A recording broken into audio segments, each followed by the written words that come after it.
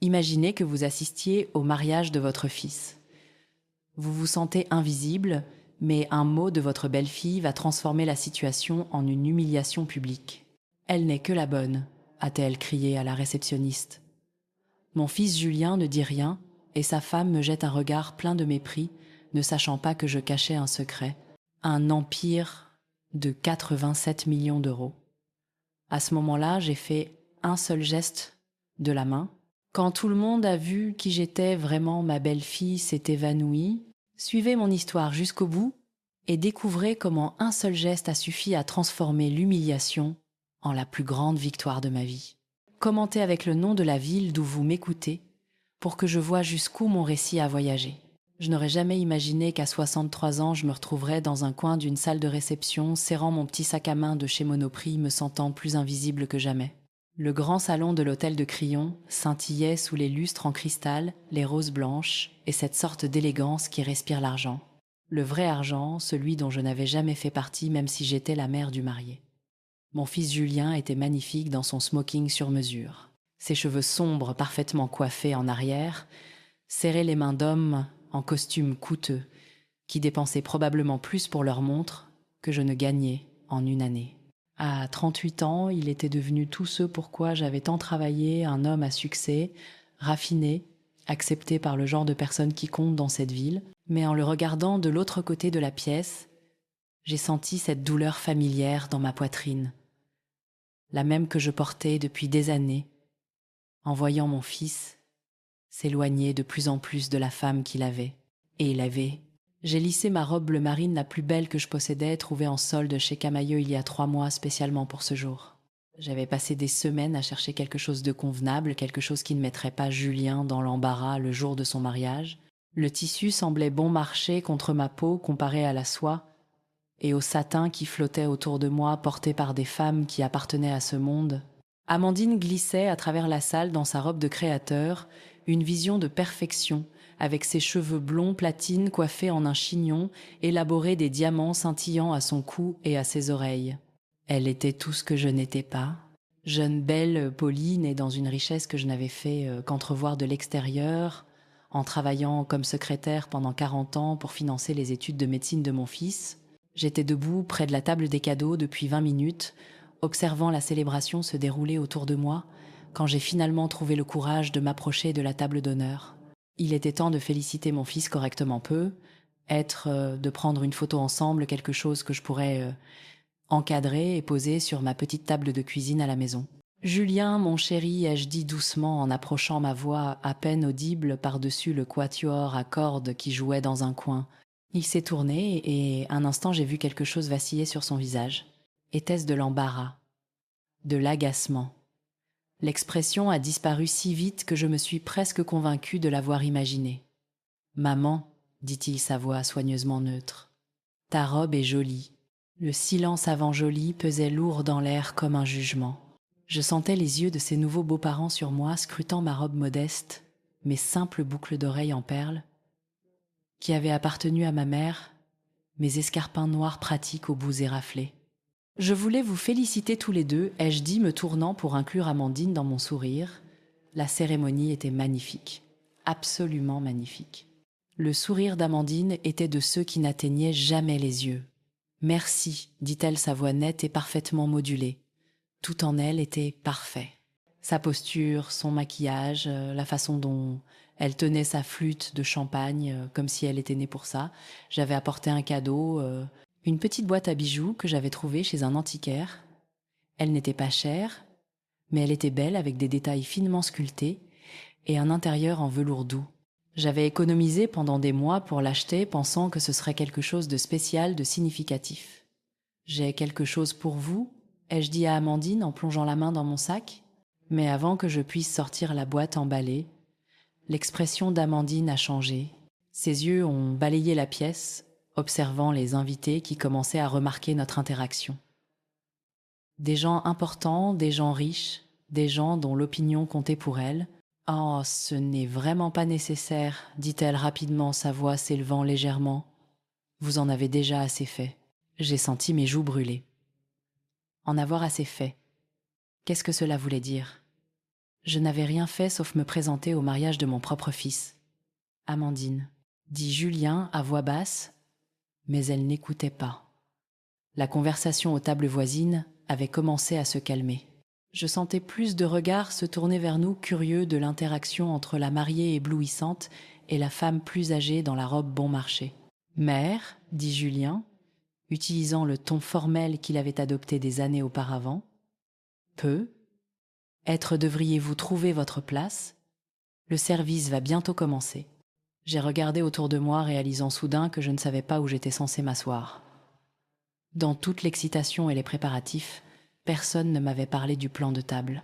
J'avais supposé que je serais à la table familiale près de mon fils en ce jour si spécial. « Où suis-je assise ?»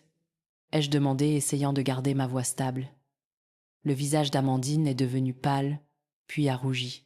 Elle a de nouveau jeté un coup d'œil à tous ces visages importants qui observaient notre échange.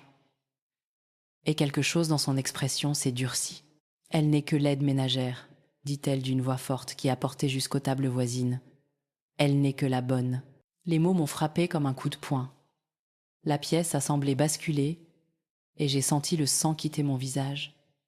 La conversation s'est complètement arrêtée. Toutes les têtes aux tables environnantes se sont tournées pour nous dévisager. « Amandine, dit Julien, sa voix tranchante comme un avertissement. Mais elle était en pleine panique, essayant de sauver ce qu'elle considérait comme un désastre social. Je veux dire, elle travaille pour nous. Elle aide à la maison. Nous avons pensé que ce serait gentil de l'inclure, mais vraiment elle ne devrait pas déranger les mariés. Je suis restée là figée alors que le mensonge s'installait sur la pièce comme une chape de plomb. Les invités fortunés ont hoché la tête en signe de compréhension, leurs expressions passant de la curiosité à une légère désapprobation. Bien sûr, cela expliquait la robe bon marché, l'approche maladroite, le cadeau simple. Je n'étais que la bonne, dépassant les limites. Mes mains tremblaient alors que je serrais plus fort mon sac. 63 ans et j'étais renvoyée comme une servante qui avait oublié sa place par la femme de mon propre fils devant tous ceux qui comptaient pour eux. Julien ne dit rien. Il est resté là, le visage vide, sans un mot pour me défendre. J'ai senti les larmes me piquer les yeux, mais j'ai refusé de les laisser couler. Pas ici, pas devant ces gens qui me regardaient déjà comme si j'étais une chose pitoyable. Au lieu de cela, j'ai fait quelque chose qui m'a surprise moi-même. J'ai attiré le regard d'un jeune serveur qui se tenait près du bar, ajustant le grand écran plat monté sur le mur. Il diffusait actuellement un diaporama des photos de fiançailles de Julien et Amandine, mais j'avais remarqué plus tôt qu'il pouvait être basculé sur la télévision en direct. J'ai levé légèrement la main et fait un signe de tête vers l'écran. Le serveur, pensant probablement que j'étais quelqu'un d'important, lui donnant un signal, a attrapé la télécommande. « Qu'est-ce que vous faites ?» siffla Amandine. Mais je n'ai pas répondu. Les invités regardaient toujours chuchotant encore entre eux à propos de la scène gênante à laquelle ils venaient d'assister. Certains semblaient compatissants d'autres, simplement mal à l'aise, mais tous regardaient. Et ils étaient sur le point de voir quelque chose qui allait tout changer. Le serveur a cliqué sur la télécommande et les photos de fiançailles ont disparu, remplacées par le journal télévisé du soir. Je suis restée là, mon cœur battant à tout rompre, attendant le segment que je savais imminent, le segment qui révélerait exactement qui était vraiment la bonne. Amandine était sur le point d'apprendre que traiter quelqu'un de bonne pouvait être la plus grande erreur de sa vie. Debout dans cette salle, opulente, humiliée et rejetée, mon esprit est revenu là où tout a commencé dans le petit 3 pièces, où j'ai élevé Julien seul, enchaînant les gardes et les extras, juste pour mettre de la nourriture sur la table et avoir un toit au-dessus de nos têtes. J'avais 25 ans quand mon mari est mort dans un accident sur un chantier, me laissant avec un fils de 3 ans et aucune assurance vie. À l'époque, il n'y avait pas de temps pour le deuil, pas de luxe pour s'effondrer. J'avais un enfant à élever et des factures à payer. Alors j'ai fait ce que je devais faire. J'ai pris un poste de secrétaire au cabinet Moreau et associé au centre-ville. Un salaire de misère à peine suffisant pour le loyer, sans parler du reste. Alors j'ai pris du travail supplémentaire, tapant des manuscrits la nuit pour des écrivains locaux, faisant des retouches de couture, gardant les enfants du quartier le week-end. Je vivais avec 3 heures de sommeil et du café soluble, mais Julien n'a jamais manqué de rien. Quand il a eu l'âge d'aller à l'école, je me suis assurée que ce soit la meilleure que je pouvais me permettre. Cela signifiait faire des heures supplémentaires chaque semaine, économiser chaque centime, faire les friperies et acheter des produits de marque distributeurs. J'ai porté les 3 mêmes robes au travail pendant des années, les alternant et les reprisant jusqu'à ce qu'elles soient plus faites de patch que de tissu d'origine. Julien était un garçon intelligent, le plus intelligent de sa classe. Ses professeurs disaient qu'il avait du potentiel, qu'il pourrait aller à l'université si nous commencions à planifier tôt. Alors j'ai planifié. J'ai pris plus de garde au cabinet accepté, plus de travaux de dactylographie, et même nettoyé des bureaux le week-end. Chaque euro économisé allait dans une vieille boîte à biscuits en fer cachée dans mon armoire, le fonds pour les études de Julien.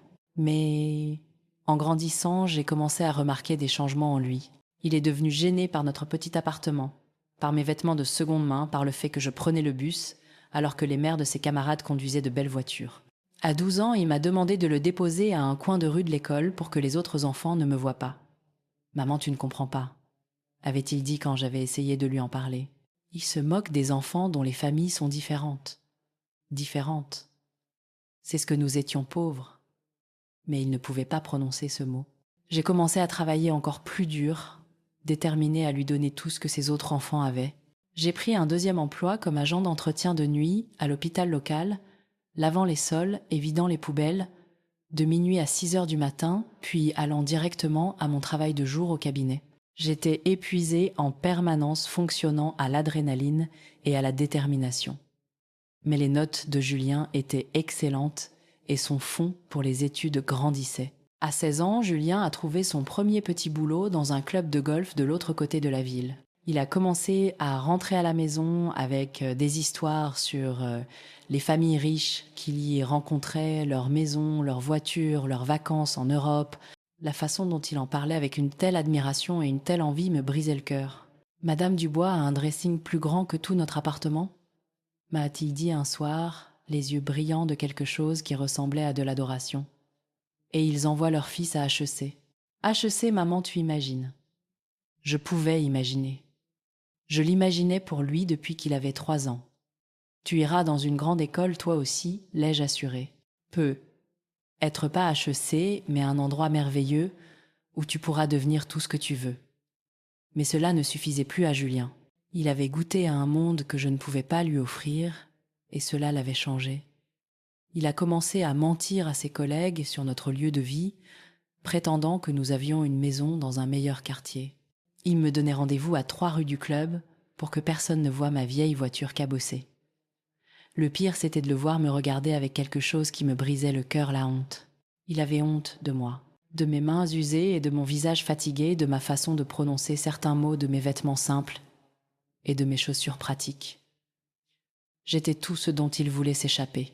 Pourtant, j'ai continué à travailler. J'ai pris un 3e emploi faisant la comptabilité pour de petites entreprises le week-end.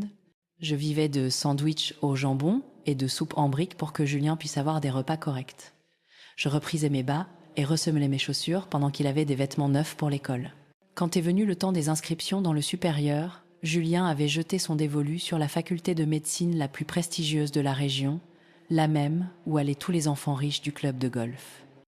Les frais de scolarité étaient astronomiques, plus que ce que je gagnais en 2 ans, mais j'avais économisé pendant 15 ans. Entre le fond de la boîte à biscuits, quelques petits placements que j'avais réussi à faire et les bourses auxquelles il avait droit, nous pouvions tout juste y arriver. « Tu es sûr de toi, mon chéri ?» lui ai-je demandé la veille d'envoyer son dossier d'inscription. « Il y a d'autres bonnes facultés être plus abordables. » Il m'a regardé avec une telle détermination, un espoir si désespéré que j'ai su qu'il n'y avait pas d'autre choix. « Maman, c'est ma chance, a-t-il dit. C'est comme ça que je vais faire quelque chose de ma vie. C'est comme ça que je deviendrai quelqu'un d'important. » Les mots non dits flottaient entre nous. « Quelqu'un de mieux que toi. » Alors, j'ai travaillé encore plus dur. J'ai contracté des prêts sur mes maigres économies, pris des contrats de nettoyage supplémentaires et vendu l'alliance de ma mère pour payer ses livres. Quand Julien avait besoin d'argent pour les activités sociales, pour les bons vêtements, afin de s'intégrer parmi ses camarades fortunés, j'ai trouvé un moyen de le lui fournir. J'ai vu mon fils se transformer pendant ses années d'études. Son accent est devenu plus châtié, son vocabulaire plus sophistiqué. Il a appris le vin, l'art, la musique classique, des choses que je n'avais jamais eu le temps ni l'argent d'explorer. Il devenait l'homme cultivé et éduqué que j'avais toujours rêvé qu'il soit. Mais il s'éloignait aussi de plus en plus de moi. Pendant sa dernière année, Julien appelait rarement à la maison. Quand il venait, ce qui était rare, il critiquait notre quartier, suggérait que je déménage dans un endroit plus sûr, commentait comment je pourrais m'améliorer si je faisais un effort. Il voulait bien faire, me disais-je. Il voulait juste le meilleur pour nous deux. Après son diplôme, Julien a été accepté en internat. Plus d'années de sacrifice, plus de prêts, plus de semaines de 60 heures. Mais je l'ai fait avec joie, parce que je voyais la ligne d'arrivée. Je voyais la vie pour laquelle j'avais tant travaillé se dessiner enfin. Il est devenu le docteur Julien Lefebvre, diplômé avec mention, et a obtenu un poste dans l'hôpital le plus prestigieux de la ville. J'étais si fière que je pouvais à peine le contenir. C'était la récompense de toutes ces années de lutte. Mais le succès l'a encore plus changé. Il a emménagé dans un appartement cher en centre-ville, a acheté une voiture de luxe, s'est inscrit dans une salle de sport exclusive.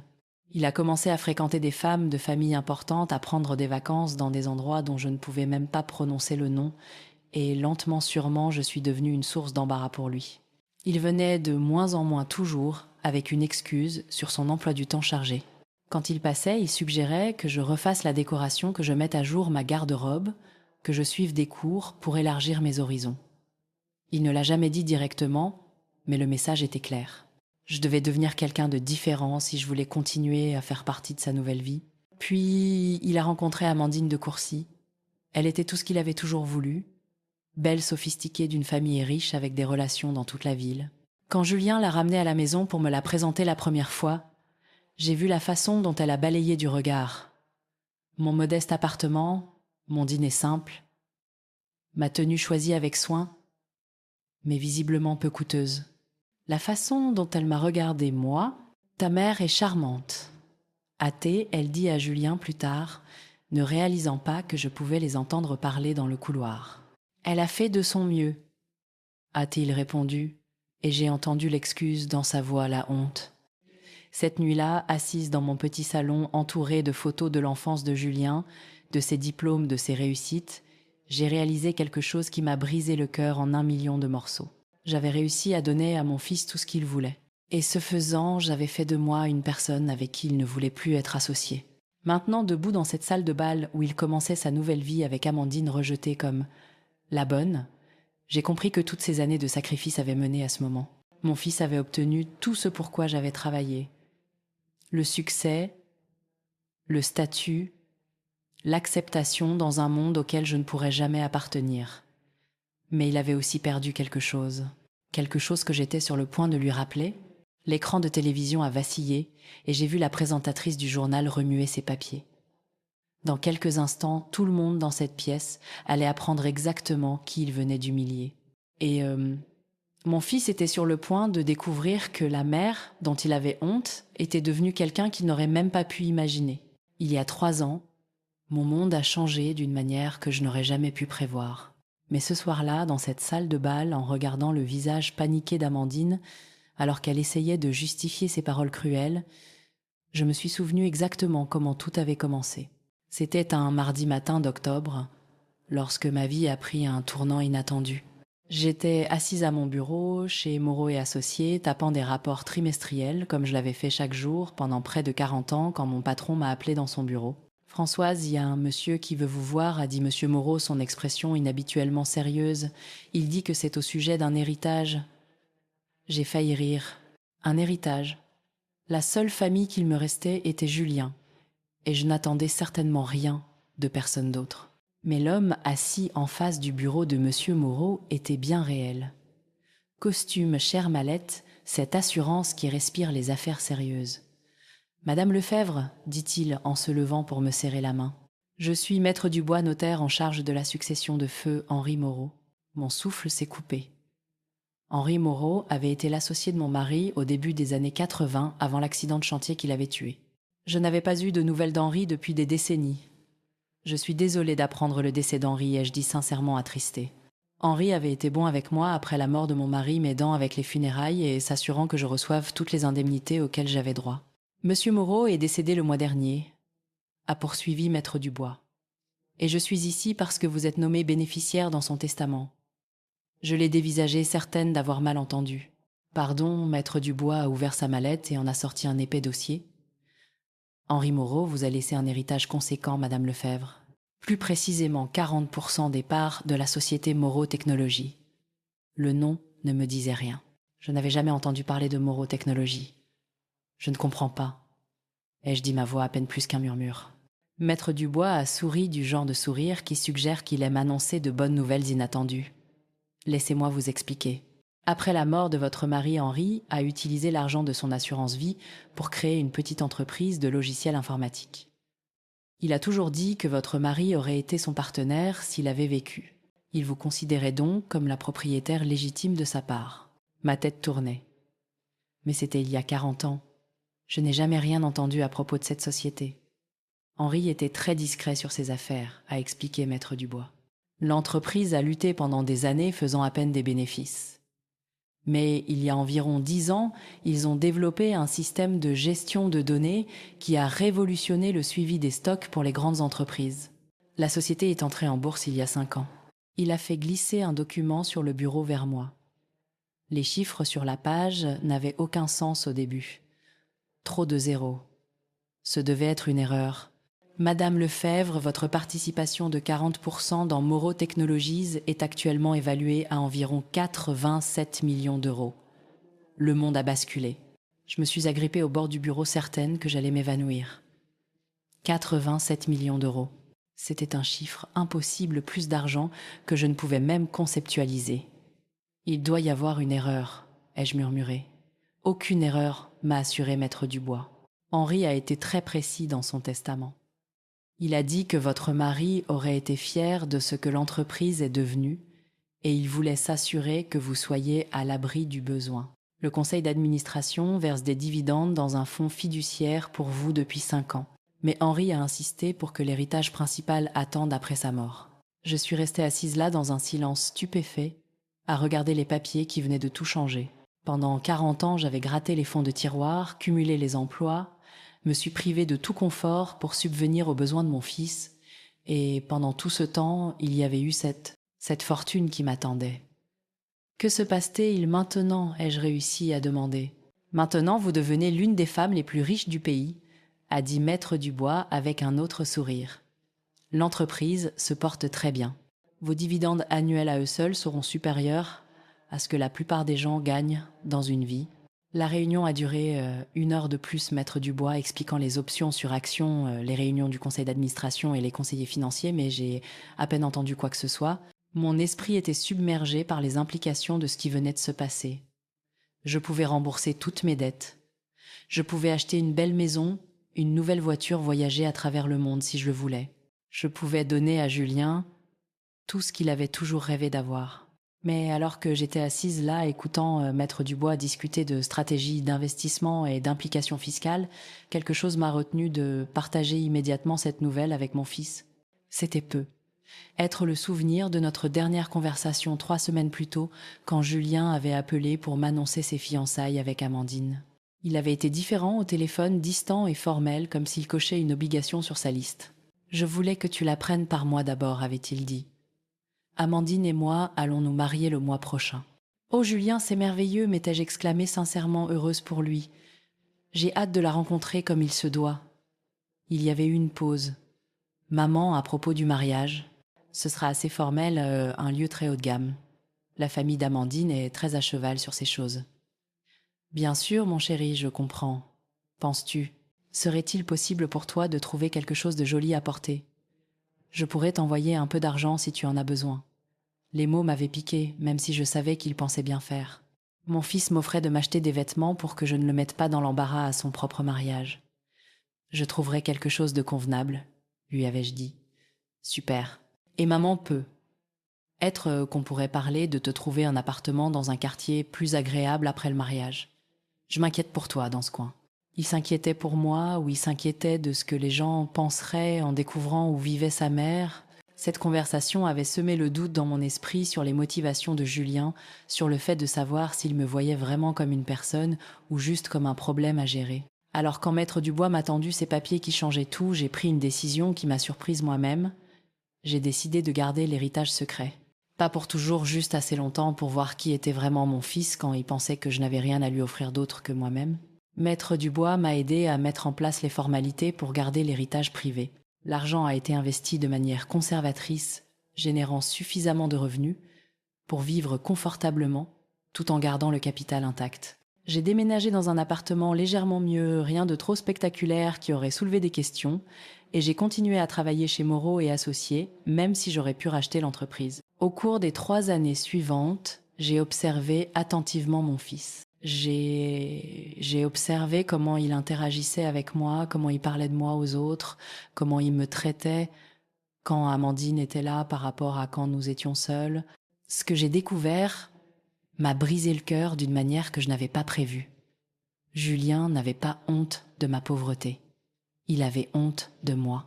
Même quand j'essayais de mieux m'habiller, quand j'ai déménagé dans un appartement plus agréable, quand j'ai tenté d'être le genre de mère dont il pourrait être fier, rien n'a changé. Dans son esprit, je serai toujours le rappel embarrassant de ses origines. La pire révélation est venue il y a 6 mois, lorsque j'ai surpris une conversation téléphonique entre Julien et Amandine. J'étais arrivée en avance pour dîner à son appartement et j'avais utilisé ma clé pour entrer pensant leur faire la surprise avec des courses pour le repas que j'avais proposé de cuisiner. « Elle ne sera qu'un problème, Julien, » disait Amandine depuis la chambre. « Ta mère ne comprend pas notre monde. Elle ne le comprendra jamais. »« Je sais, » répondit Julien, sa voix lourde de résignation. « Mais c'est ma mère. Je ne peux pas simplement couper les ponts complètement. Pourquoi pas? Elle n'ajoute rien à ta vie sauf des obligations et de l'embarras. Quand nous aurons des enfants, veux-tu vraiment qu'ils fréquentent quelqu'un comme ça? Quelqu'un comme ça? Comme si j'étais quelque chose de mauvais goût, quelque chose à cacher. Être qu'après notre mariage, je pourrais l'installer quelque part plus loin, a dit Julien. Lui trouver un petit endroit sympa sur la Côte d'Azur ou quelque chose du genre. Elle pourrait se faire des amis plus. De son milieu. Je me tenais dans leur cuisine, tenant des courses que j'avais achetées avec de l'argent qu'ils ne pouvaient même pas imaginer, écoutant mon fils prévoir de m'exiler de sa vie comme si j'étais une parente gênante. Cette nuit-là, j'ai pris une autre décision. J'assisterai au mariage de Julien et je les laisserai me traiter exactement comme ils me voyaient, comme quelqu'un d'inférieur de jetable. Mais je m'assurerai aussi que tout le monde, à ce mariage, apprenne exactement à qui ils avaient affaire. J'avais passé des mois à planifier ce moment travaillant avec Maître Dubois et quelques autres personnes pour m'assurer que la révélation de ce soir serait impossible à ignorer ou à expliquer. Le reportage sur la dernière acquisition de Moreau Technologies était programmé pour être diffusé exactement à cette heure et il comporterait une interview avec le plus grand actionnaire individuel de l'entreprise Moi. Debout dans cette salle de bal venant d'être rejetée comme la bonne par la femme de mon propre fils, j'ai ressenti une satisfaction froide s'installer en moi. Ils voulaient jouer à des jeux de classe sociale, de valeurs et d'appartenance. Ils étaient sur le point de découvrir qu'ils avaient choisi le mauvais adversaire. La présentatrice à l'écran a levé les yeux de ses papiers et je l'ai entendue prononcer les mots que j'attendais. Le dossier économique de ce soir présente une interview exclusive avec l'un des investisseurs les plus influents de notre pays. Amandine essayait toujours de gérer les dégâts sociaux de son éclat souriant nerveusement aux invités qui chuchotaient entre eux. Julien se tenait à côté d'elle, le visage soigneusement vide, refusant toujours de reconnaître ce que sa femme venait de faire à sa propre mère. Mais dans quelques instants, leur monde entier était sur le point de s'effondrer. Et j'allais regarder cela se produire avec la même satisfaction froide qu'il m'avait montrée pendant des années. Ce qui s'est passé ensuite aurait été impossible sans l'enquête que je menais depuis 10 à 8 mois. Alors que je me tenais là dans cette salle de bal attendant le reportage qui allait tout changer, j'ai pensé à la façon dont tout avait commencé par une simple incohérence dans l'histoire d'Amandine. C'était lors de leur fête de fiançailles l'année dernière que j'ai remarqué pour la première fois que quelque chose n'allait pas. Amandine tenait salon avec un groupe de collègues médecins de Julien, les régalant d'histoires sur son éducation privilégiée. « Oh oui, le domaine de Courcy est dans notre famille depuis des générations », disait-elle, sa voix portant ce ton particulier d'arrogance désinvolte qui vient avec la richesse héritée. Papa a toujours dit que nous descendions des premiers nobles de la région, vous savez, de la très vieille fortune. Elle parlait de son enfance avec le genre de détails qui suggérait une profonde familiarité, les étés à Deauville, les pensionnats en Suisse, les bals de débutantes où elle portait les diamants de sa grand-mère. Chaque histoire était parfaitement conçue, livrée avec juste ce qu'il fallait de fausse modestie pour la faire paraître sophistiquée plutôt que vantarde. Mais quelque chose me dérangeait dans sa façon de raconter ses histoires. Il y avait une qualité de répétition comme si elle avait pratiqué les détails jusqu'à ce qu'ils deviennent une seconde nature. Le premier véritable signal d'alarme est venu quand elle a mentionné les affaires de son père. Papa est dans la Banque internationale, a TL dit au docteur Martin, le chef de service de Julien. La financière de Courcy a des bureaux à Londres, Genève et New York. Des choses très ennuyeuses, en réalité, mais ça nous met à l'aise. J'étais à proximité remplissant les verres d'eau comme la bonne hôtesse que j'essayais d'être quand l'expression du docteur Martin a légèrement changé. La financière de Courcy, a-t-il répété. Je ne crois pas connaître cette firme. À quelle banque sont-ils affiliés? Pendant un instant, le sang-froid parfait d'Amandine a vacillé. Oh, c'est très spécialisé, a-t-elle dit rapidement. Principalement des clients privés très discrets. Papa n'aime pas la publicité. Le docteur Martin a hoché la tête poliment, mais j'ai surpris le regard sceptique qu'il a échangé avec sa femme. Dans leur monde, si vous étiez assez riche pour compter les gens connaissaient les affaires de votre famille. Cette petite interaction a semé le doute dans mon esprit. Mais je me suis dit que j'étais paranoïaque. Peu. Être que je cherchais juste des raisons de ne pas aimer Amandine parce que je voyais comment elle me regardait comme si j'étais quelque chose de malheureux qu'il fallait tolérer. Mais ensuite, il y a eu l'incident des photographies. 2 mois plus tard, j'étais à l'appartement de Julien, l'aidant à préparer un dîner quand Amandine est arrivée, avec ce qu'elle prétendait être des photos de famille à montrer à ses collègues. J'ai pensé que les gens apprécieraient de voir quelques photos du domaine de Courcy. Elle dit sortant un élégant album en cuir. Les jardins sont vraiment spectaculaires au printemps. J'ai jeté un coup d'œil par-dessus son épaule alors qu'elle ouvrait l'album et mon sang s'est glacé. Les photos étaient magnifiques, un manoir splendide avec des jardins entretenus, des clichés d'intérieur, élégants, dignes d'un magazine. Mais quelque chose n'allait pas avec l'une des photos. Sur une photo de famille, soi-disant prise à Noël dernier, Amandine se tenait avec un couple plus âgé devant un immense sapin. La femme était censée être sa mère, je suppose, et l'homme son père. Mais j'avais déjà vu cette photo exacte dans un article de magazine sur la décoration de luxe pour les fêtes. Je le savais parce que j'avais déchiré cet article et l'avais gardé dans un dossier d'idées de décoration, une petite folie pour quelqu'un qui pouvait à peine se permettre de redécorer son petit appartement. La photo dans l'album d'Amandine était identique à celle du magazine, sauf que le visage d'Amandine avait été expertement photoshopé sur celui de la fille de l'image originale. Je n'ai rien dit ce soir-là, mais mes soupçons étaient maintenant impossibles à ignorer. J'ai commencé à prêter une attention plus particulière aux histoires d'Amandine, cherchant les incohérences, les détails qui ne collaient pas tout à fait, et il y en avait beaucoup. Elle prétendait avoir fréquenté un pensionnat exclusif en Suisse, mais quand j'ai mentionné nonchalamment que la fille d'une de mes amies avait été dans la même école à la même époque, Amandine a rapidement changé de sujet. Elle parlait de voyages en famille en Europe, mais sa connaissance des endroits qu'elle prétendait avoir visités semblait provenir entièrement de sites de voyage plutôt que d'une expérience personnelle. Plus révélateur encore, elle ne recevait jamais d'appel de membres de sa famille. En 1 an que je la connaissais, je ne l'avais jamais vue prendre un appel de sa mère, jamais entendu mentionner des projets de visite à ses parents, soi-disant riches, jamais vu aucune preuve que la famille de Courcy qu'elle décrivait existait réellement. C'est là que j'ai pris la décision d'engager un détective privé. Je n'avais jamais fait une telle chose de ma vie, mais ma nouvelle fortune le rendait possible. Maître Dubois m'avait recommandé une agence d'investigation discrète, spécialisée dans les vérifications d'antécédents pour les personnes fortunées. J'ai besoin de savoir qui est vraiment Amandine de Courcy, ai-je dit à l'enquêtrice, une femme d'âge mûr, nommée Hélène Bernard, qui avait 20 ans d'expérience dans la sécurité d'entreprise. Une raison particulière pour cette enquête, a demandé Hélène son ton professionnel et sans jugement. Appelez ça l'intuition d'une mère, ai-je dit. Quelque chose dans son histoire ne colle pas. L'enquête d'Hélène a duré 3 mois, et ce qu'elle a découvert était pire que ce que j'avais imaginé. Amandine de Courcy n'existait pas. La femme que mon fils s'apprêtait à épouser était en réalité Anne Petit, née dans une banlieue ouvrière de Roubaix, de parents qui travaillaient dans une usine de pièces automobiles. Elle avait fréquenté l'école publique, abandonné l'université après un semestre, et avait passé les 15 dernières années à se réinventer à travers une série de tromperies de plus en plus élaborées. Elle est douée dans ce qu'elle fait, a expliqué Hélène lors de notre dernière réunion. Ce n'est pas la première fois qu'elle crée une fausse identité pour se marier dans un milieu aisé. Elle a fait cela au moins 2 fois auparavant. Hélène a fait glisser un épais dossier sur la table vers moi.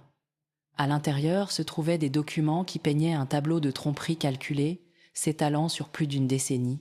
Anne Petit était d'abord apparue à Lyon il y a 5 ans, se faisant appeler Alice Delaroche et prétendant être la fille d'un magnat du pétrole décédé. Elle avait ciblé et presque épousé un jeune avocat d'une famille importante de la région avant que ses parents n'engagent leur propre enquêteur et n'exposent sa fraude. De Lyon, elle avait déménagé à Bordeaux, où elle est devenue Amélie de Granville, soi-disant la fille d'une fortune de l'armement naval. Cette identité a duré 2 ans et lui a valu un bref mariage avec le fils d'un banquier, avant que sa famille ne découvre la vérité et ne fasse annuler le mariage. Elle fait constamment évoluer sa technique, a expliqué Hélène. Chaque identité est plus sophistiquée que la précédente. Le personnage de Courcy est son chef-d'œuvre. Un passé complètement fabriqué, mais avec suffisamment de détails crédibles pour tromper la plupart des examens superficiels.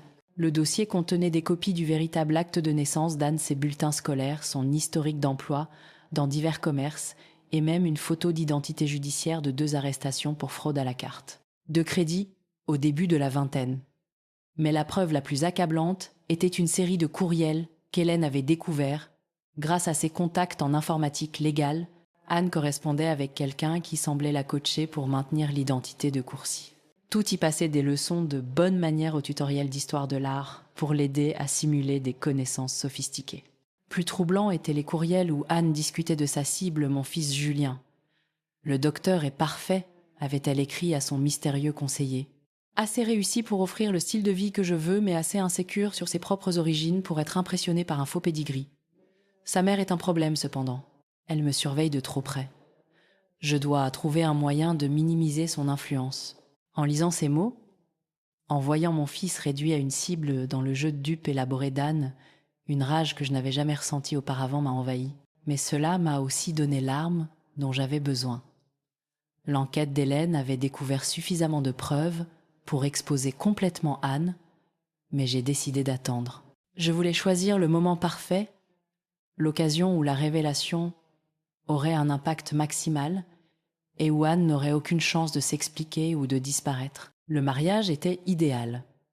En collaboration avec Hélène, j'ai organisé une vérification supplémentaire de la véritable identité d'Anne. Nous avons retrouvé sa vraie famille à Roubaix, des parents bien vivants et ouvriers, rien à voir avec le magnat de la banque décédé qu'elle prétendait être son père. Nous avons obtenu des échantillons d'ADN qui prouvaient définitivement qui elle était vraiment. La dernière pièce du puzzle est venue d'une société de généalogie génétique. Anne avait apparemment fait l'un de leurs tests ADN des années auparavant, sous son vrai nom, probablement pour des raisons innocentes. Mais ce test était toujours dans leur base de données, attendant d'être apparié. Tout ce que j'avais à faire était d'arranger les choses pour que cette information devienne publique au moment exact. La chaîne de télévision locale avait été très intéressée par l'histoire lorsque les contacts d'Hélène les ont approchés. Une femme assumant de fausses identités pour se marier dans des familles riches était exactement le genre de scandale qui attire les téléspectateurs. Ils ont accepté de diffuser un reportage d'investigation sur Anne Petit lors de leur journal du soir, le journal de ce soir. Debout dans cette salle de bal, venant d'être humiliée par la femme même dont j'étais, sur le point d'exposer la tromperie, j'ai ressenti un sentiment de justice poétique presque écrasant. Anne se croyait si intelligente, si supérieure à la petite secrétaire pauvre qui avait élevé Julien. Elle venait de me rejeter comme une employée de maison devant tous ceux qui comptaient pour sa fausse identité. Dans quelques minutes, elle allait découvrir que sous-estimer les gens pouvait être une erreur fatale. La présentatrice à la télévision remuait ses papiers, se préparant pour le segment suivant. Je pouvais voir Anne, essayant toujours de gérer les retombées sociales de son éclat souriant, nerveusement aux invités qui chuchotaient entre eux. Elle n'avait aucune idée que son monde entier, si soigneusement construit, était sur le point de s'effondrer en direct à la télévision. Et cette fois, il n'y aurait nulle part où fuir. La présentatrice a regardé droit dans la caméra, son expression sérieuse et professionnelle. Bonsoir. Ce soir, nous commençons avec une enquête exclusive sur un schéma de fraude à l'identité qui a touché certaines des familles les plus en vue de notre pays. J'ai vu chaque tête dans la salle de bal se tourner lentement vers la télévision. Les conversations se sont tues en plein milieu d'une phrase. Même le quatuor à cordes semblait jouer plus doucement, comme s'il sentait que quelque chose d'important se passait. Notre enquête se concentre sur une femme qui a passé la dernière décennie à assumer de fausses identités pour infiltrer des cercles sociaux aisés, a poursuivi la présentatrice. Ce soir, nous pouvons révéler que cette femme, connue plus récemment sous le nom d'Amandine de Courcy, est en réalité Anne Petit, une femme de 32 ans, originaire de Roubaix, avec un passé documenté de fraude au mariage. La salle de bal élégante est tombée dans un silence complet. Je pouvais entendre mon propre cœur battre dans mes oreilles, alors que tous les regards se tournaient de la télévision vers Amandine. Son visage était devenu complètement blanc. La flûte de champagne dans sa main tremblait si violemment que j'ai cru qu'elle allait se briser. « Il doit y avoir une erreur. »« Athée », elle murmurait, mais sa voix apportait dans le silence de mort de la pièce. Le reportage a continué implacable. Anne Petit, qui a également utilisé les noms d'Alice Delaroche et Amélie de Granville, a un mode opératoire consistant à créer des passés fictifs élaborés pour tromper des partenaires potentiels issus de familles riches. L'écran de télévision s'est rempli d'une comparaison côte à côte qui m'a coupé le souffle. À gauche, une photo de mariage professionnel d'Amandine, telle qu'elle était aujourd'hui blond platine, parfaitement maquillée, arborant ce genre d'expression élégante qui parle de bonne éducation et de raffinement. À droite, une photo d'identité judiciaire de la même femme mais avec des cheveux bruns foncés, pas de maquillage, et le regard dur et désespéré de quelqu'un qui vient d'être arrêté. Des preuves ADN obtenues via des bases de données généalogiques ont confirmé que la femme connue sous le nom d'Amandine de Courcy est bien Anne Petit, née à Roubaix de parents ouvriers, Ronald et Marie Petit, tous deux encore en vie, et résidant dans le Nord. Julien avait l'air sur le point de s'effondrer. Il regardait l'écran de télévision, puis sa nouvelle femme, puis de nouveau l'écran, comme s'il essayait de comprendre ce qu'il voyait. « Ce n'est pas possible, Athée, » il dit sa voix à peine audible. « Amandine, dis-leur que ce n'est pas vrai. » Mais Amandine ne pouvait pas parler. Elle était figée sur place, regardant son monde entièrement fabriqué s'écrouler devant tous ceux qui comptaient pour sa fausse identité. Le reportage n'était pas terminé. Notre enquête révèle que la tromperie actuelle de Petit est la plus sophistiquée à ce jour. Elle a passé des mois à étudier l'histoire de l'art, le vin, la musique classique et l'étiquette pour parfaire son interprétation de la sophistication de la vieille fortune. Elle a même créé de fausses photographies de famille en utilisant des logiciels de retouche numérique. L'écran s'est rempli de ces mêmes photos que j'avais vues dans son album, les photos de Noël, les portraits de famille, les images du prétendu domaine de Courcy, mais maintenant elles étaient étiquetées comme fabriquées en lettres rouges et grasses avec des flèches pointant, là où le visage d'Anne avait été inséré numériquement sur les vrais membres de la famille. Un murmure d'effroi a parcouru les invités. C'étaient des gens qui se vantaient de leur capacité à repérer les arrivistes et les imposteurs. Ils avaient été complètement dupés et ils le savaient. La femme se faisant appeler Amandine de Courcy n'a aucun lien avec une quelconque famille de Courcy, a poursuivi la présentatrice. La fortune bancaire dont elle prétend avoir hérité n'existe pas. Tout son passé, les pensionnats privés, les voyages en Europe, le domaine familial, tout est fabriqué. Le docteur Martin, le chef de service de Julien, a parlé le premier. Mon Dieu, Julien, savais-tu quelque chose de tout ça ? Julien a secoué la tête muet. Il ressemblait à un homme qui venait de découvrir que toute sa vie était bâtie sur des sables mouvants. Le reportage est passé à une interview avec Hélène Bernard, bien que le visage de l'enquêtrice ait été flouté pour préserver sa vie privée. Ce type de fraude à l'identité à long terme demande un dévouement incroyable, expliquait la voix d'Hélène. Le sujet étudie ses cibles avec soin, crée un personnage conçu pour plaire à leurs insécurités et désirs spécifiques. Elles ne volent pas seulement de l'argent, elles volent des relations entières, des futurs entiers. Combien de temps quelqu'un peut-il maintenir ce genre de tromperie, a demandé le journaliste. Parfois pendant des années, a répondu Hélène. Mais ça finit toujours par s'effondrer. La vérité a une façon de faire surface, surtout quand quelqu'un devient négligent ou trop confiant. Trop confiant. Le mot flottait dans l'air comme une accusation. Anne avait été négligente ce soir, si sûre de sa fausse identité qu'elle s'était sentie à l'aise d'humilier une vieille femme devant tout le monde. Elle n'avait aucune idée que la vieille femme qu'elle méprisait avait le pouvoir de la détruire. Le reportage s'est poursuivi avec des interviews des précédentes victimes d'Anne.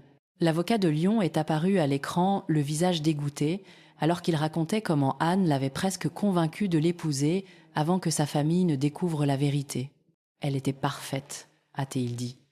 Tout ce que je pensais vouloir chez une femme sophistiquée, cultivée de la bonne famille. Tout était mensonge. Chaque conversation que nous avons eue, chaque moment intime, elle jouait un rôle en permanence. Le fils du banquier de Bordeaux a raconté une histoire similaire. Le pire, ce n'était pas l'argent qu'elle a pris, a-t-il dit. C'était de réaliser que la personne que je pensais aimer n'avait jamais existé. Anne Petit a créé Amélie de Granville spécifiquement pour me manipuler. Il n'y a jamais eu de véritable relation, juste un jeu de dupes. J'ai observé le visage de Julien alors qu'il assimilait ses interviews. Il commençait à comprendre que tout ce qu'il pensait savoir sur sa femme était un mensonge. Chaque moment tendre, chaque rêve partagé, chaque projet pour leur avenir ensemble, tout cela n'avait été qu'une manipulation calculée. Anne a finalement retrouvé sa voix, mais elle est sortie comme un murmure désespéré. C'est de la folie. Vous ne pouvez pas croire ça. Je suis Amandine de Courcy. J'ai été Amandine de Courcy toute ma vie. Mais les preuves à l'écran étaient accablantes. Le reportage a montré le véritable acte de naissance d'Anne, sa photo de l'annuaire du lycée, où elle ne ressemblait en rien à la femme sophistiquée se tenant dans la salle de bal des fiches de paye de divers emplois de vendeuse qu'elle avait occupés avant de se réinventer. Le plus accablant de tout, c'étaient les courriels qu'Hélène avait découverts. Nous avons obtenu une correspondance qui montre Anne Petit discutant de ses cibles avec un complice inconnu, a expliqué la présentatrice. Dans ces courriels, elle qualifie ses partenaires potentiels de cibles et discute de stratégies pour maintenir sa fausse identité. L'écran s'est rempli des propres mots d'Anne. Le docteur est parfait. Assez réussi pour offrir le style de vie que je veux, mais assez insécure sur ses propres origines pour être impressionné par un faux pédigree. Julien a lu ces mots à voix haute, sa voix creuse d'incrédulité. Le docteur est parfait. Elle parle de moi. Elle m'a appelée une cible. Sa mère est un problème cependant, continuait le courriel. Elle me surveille de trop près, je dois trouver un moyen de minimiser son influence. Chaque invité dans la salle s'est tourné pour me regarder. Soudain, ma robe modeste et mes bijoux simples ont pris une autre signification.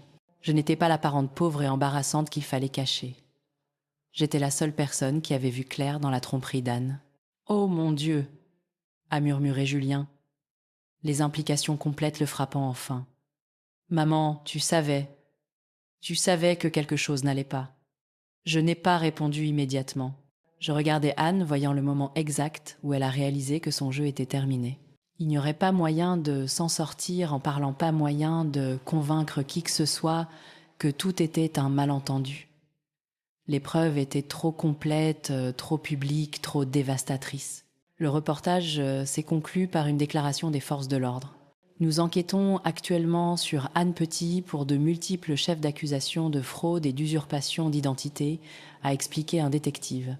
Nous pensons qu'il pourrait y avoir d'autres victimes qui ne se sont pas encore manifestées. Alors que le reportage se terminait et revenait au programme normal, la salle de bal est restée dans un silence stupéfait. 300 des citoyens les plus éminents de la ville venaient d'assister à la destruction complète d'une femme qu'ils avaient acceptée comme l'une des leurs. Anne était toujours figée sur place, son visage un masque de choc et de désespoir. La magnifique robe de mariée qui lui avait donné l'air d'une princesse semblait maintenant un costume. Un autre accessoire dans sa tromperie élaborée, Julien a finalement parlé, sa voix se brisant d'émotion. « Qui es-tu ? Je veux dire, qui es-tu vraiment ?» La bouche d'Anne s'est ouverte et fermée, mais aucun mot n'est sorti. Pour la première fois depuis que je la connaissais, elle n'avait pas de script, pas de réponse préparée, pas de mensonge parfaitement conçu sur lequel se rabattre. Le silence s'était tiré jusqu'à devenir insupportable. Puis comme une digue, qui cède les chuchotements, ont commencé. Tu as entendu comment elle a appelé sa mère. Elle a humilié. Cette pauvre femme l'a traitée de bonne. Et pendant tout ce temps, c'est elle qui était la fraude. Comment n'avons-nous rien vu? Le docteur Martin s'est approché de Julien, son expression un mélange de sympathie et de préoccupation professionnelle. Julien, je pense que tu dois appeler ton avocat. Ça va être compliqué. Mais Julien n'écoutait pas les conseils professionnels. Il regardait sa nouvelle femme, sa fausse femme, avec un regard de trahison si complet que j'ai presque eu pitié de lui. Presque. Parce que c'était le même fils qui était resté silencieux pendant qu'Amandine m'humiliait. Le même fils qui avait eu honte de moi pendant des années, qui avait voulu m'envoyer loin sur la Côte d'Azur pour que je ne le mette plus dans l'embarras. Maintenant, il comprenait ce qu'était le véritable embarras. Anne a finalement craqué. « Julien, s'il te plaît » a-t-elle murmuré, tendant la main vers son bras. « Laisse-moi t'expliquer. » Il a retiré son bras de son contact, comme si elle était un poison. « Expliquer quoi Expliquer comment tu me mens depuis 2 ans, expliquer que toute notre relation est une fraude, tout n'est pas un mensonge, a-t-elle dit désespérément. Mes sentiments pour toi sont réels. Tout ce que je ressens est réel. Tes sentiments, la voix de Julien montait maintenant, attirant encore plus l'attention des invités qui regardaient toujours le drame se dérouler. Tu m'as appelé une cible dans tes courriels. Tu as dit que j'étais insécure et facile à manipuler. Le sang-froid d'Anne a finalement volé en éclats. Des larmes ont commencé à couler sur son visage parfaitement maquillé, laissant des traces dans son fond de teint. Tu ne comprends pas. Je devais devenir Amandine pour survivre. Je devais créer quelqu'un digne de ton monde. En mentant sur tout, en devenant quelqu'un de mieux que ce que j'étais à la naissance. Le désespoir brut dans sa voix a de nouveau réduit la pièce au silence. Un instant, Anne Petit, et non Amandine de Courcy, était enfin visible sous toute la perfection soigneusement construite. Mais il était trop tard.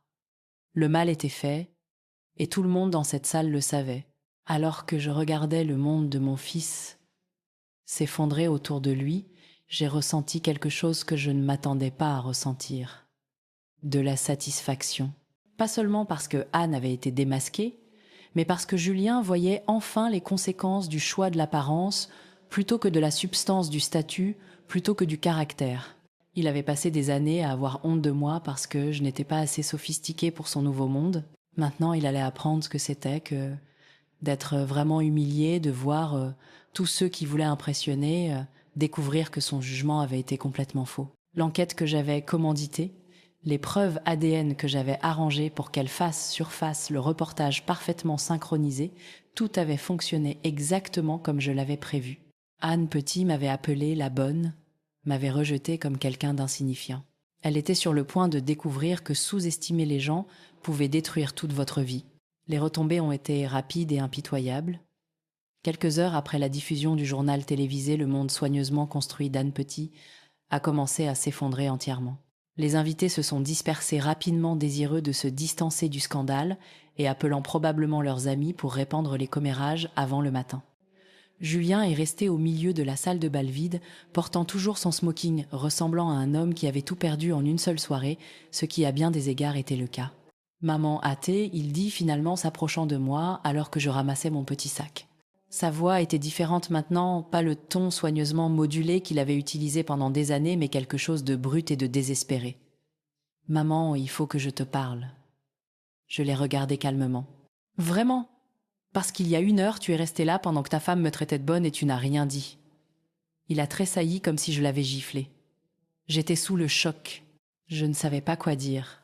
« Tu savais exactement quoi dire, Julien. Tu as juste choisi de ne pas le dire. » Anne avait disparu pendant le chaos, se faufilant par une entrée de service, quand elle a réalisé que les journalistes se rassemblaient devant les portes principales. Les tentatives de Julien pour l'appeler tombaient directement sur la messagerie vocale.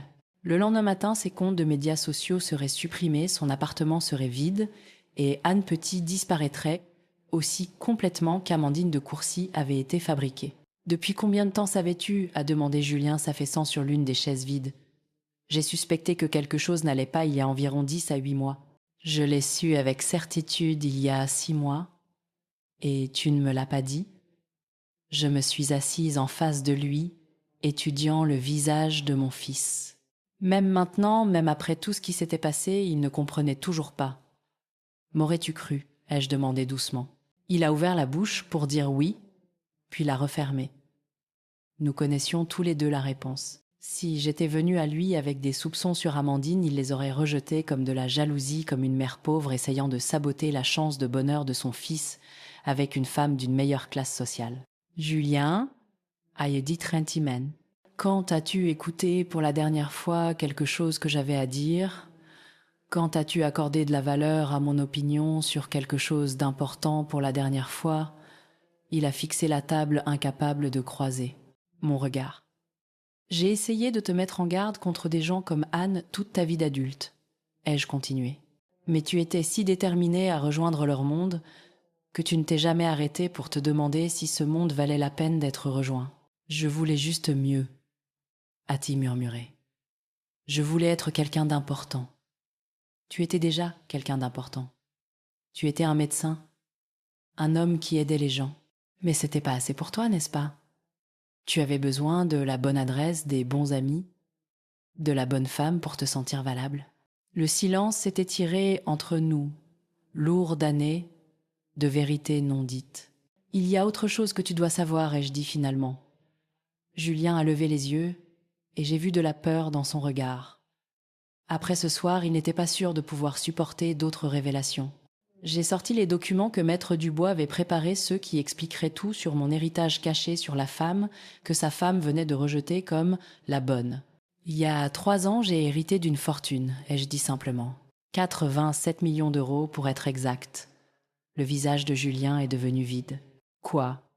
Henri Moreau, l'ancien associé de ton père, m'a laissé 40% de sa société de technologie.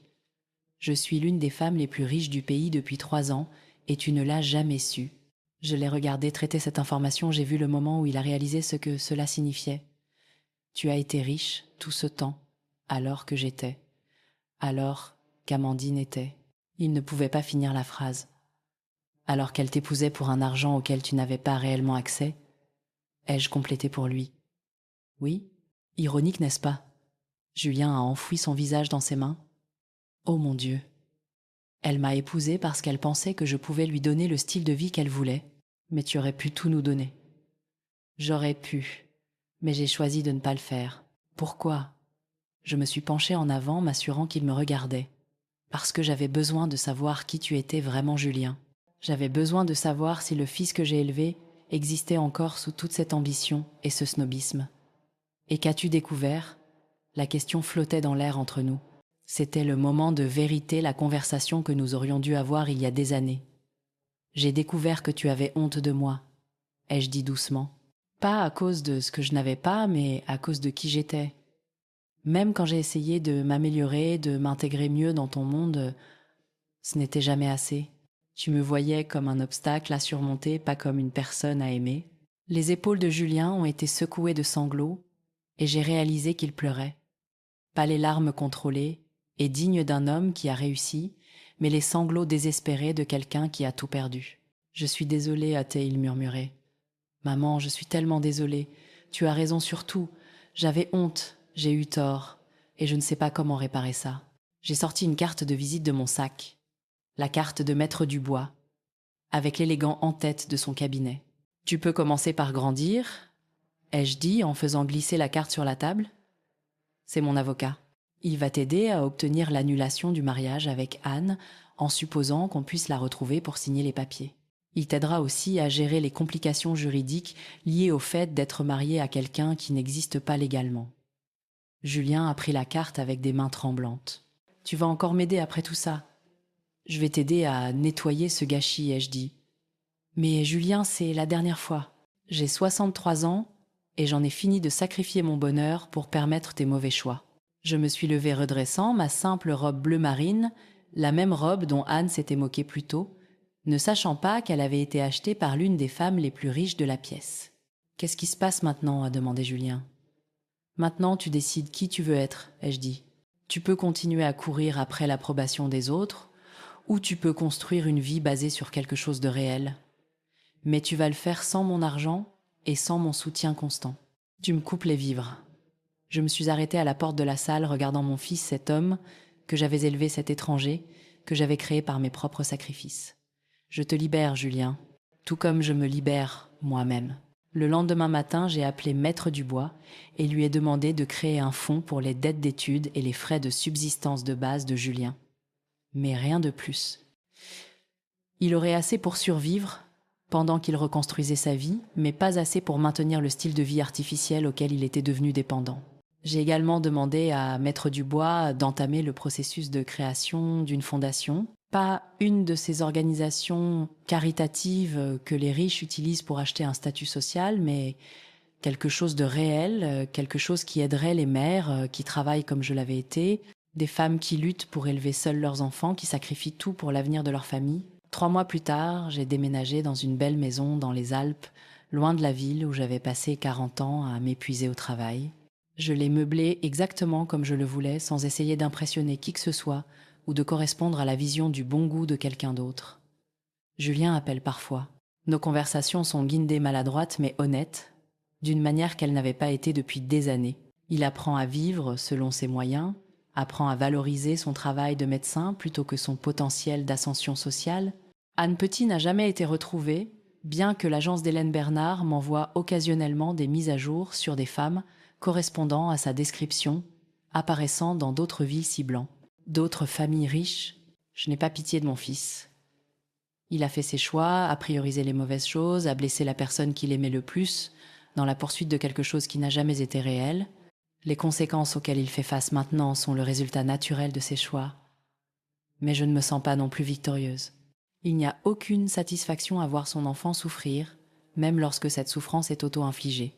Ce que je ressens, c'est quelque chose que je n'avais pas connu depuis des décennies. La paix. Pour la première fois depuis la mort de mon mari il y a 40 ans, je vis pour moi-même. Je dépense mon argent pour des choses que j'apprécie, je voyage dans des endroits que j'ai toujours voulu voir, je me fais des amis qui m'apprécient pour qui je suis, plutôt que pour ce que je peux offrir. La semaine dernière, j'ai reçu une invitation à un autre mariage, celui d'un jeune couple de la Fondation des gens qui se sont rencontrés en faisant du bénévolat pour aider les mères célibataires.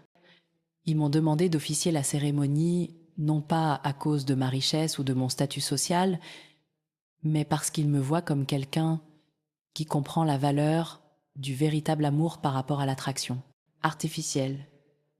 J'ai dit oui. Debout dans ma belle maison, regardant les montagnes qui représentent ma liberté, je pense parfois à cette nuit dans la salle de bal, à Anne Petit qui a créé une fausse identité entière plutôt que de croire que son vrai moi pouvait être digne d'amour, à Julien qui était si désespéré d'échapper à ses origines qu'il ne s'est jamais arrêté pour apprécier ce que ses origines lui avaient donné, et à moi-même. La femme qui a passé 60 ans à croire que sa valeur résidait dans ce qu'elle pouvait sacrifier pour les autres pour finalement découvrir que sa vraie valeur n'avait rien à voir avec ce qu'elle pouvait donner. Je n'ai jamais revu Anne, mais j'espère qu'elle a appris quelque chose de sa chute spectaculaire. J'espère qu'elle a découvert que devenir quelqu'un d'autre n'est jamais aussi satisfaisant que de devenir la meilleure version de soi-même. Quant à Julien, il construit lentement une vie basée sur la réalité plutôt que sur l'illusion. Elle est plus petite que la vie qu'il avait prévue, mais elle est réelle. Et peut être que c'est suffisant. Le test ADN, qui a démasqué Anne, a également révélé autre chose. J'ai des cousins éloignés, dispersés à travers le pays des gens qui partagent mon sang et mon histoire. Une vraie famille, pas les liens artificiels que l'argent ou le statut procurent. Je prévois de leur rendre visite le mois prochain. À 63 ans, j'apprends enfin ce que signifie vivre authentiquement, valoriser la substance, plutôt que l'apparence, choisir la vérité, plutôt que le confort. Il a fallu beaucoup de temps pour en arriver là, mais l'attente en valait la peine. Maintenant, je suis curieuse à votre sujet, vous qui écoutez mon histoire. Qu'auriez-vous fait à ma place ? Avez-vous déjà vécu quelque chose de similaire ? Commentez ci-dessous. En attendant, je vous laisse sur l'écran final 2 autres histoires qui sont les préférées de notre chaîne et qui vous surprendront certainement. Merci d'avoir regardé jusqu'ici.